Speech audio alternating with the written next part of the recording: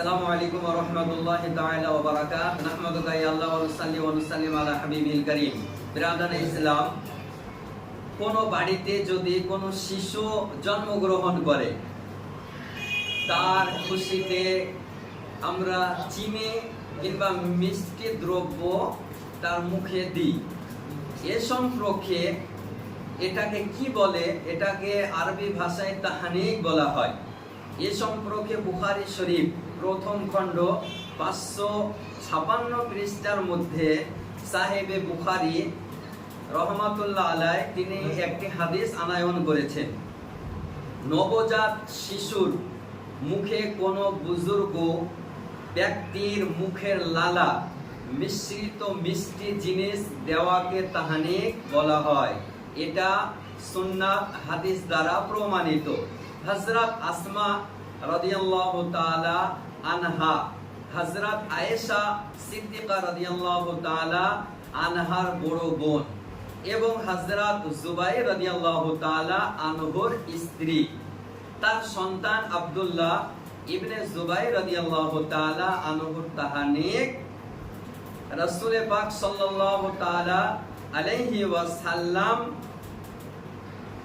নবী পাক সাল্লাল্লাহু তাআলা আলাইহি ওয়াসাল্লাম তাহানিক করেছেন।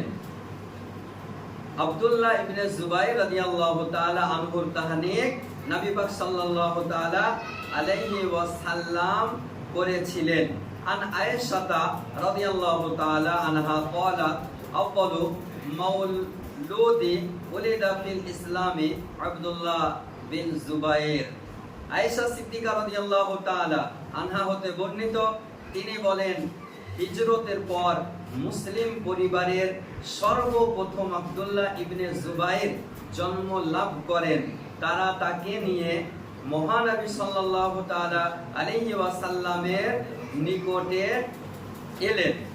নবী পাক সাল্লাল্লাহু তাআলা আলাইহি ওয়াসাল্লামের কাছে এলেন।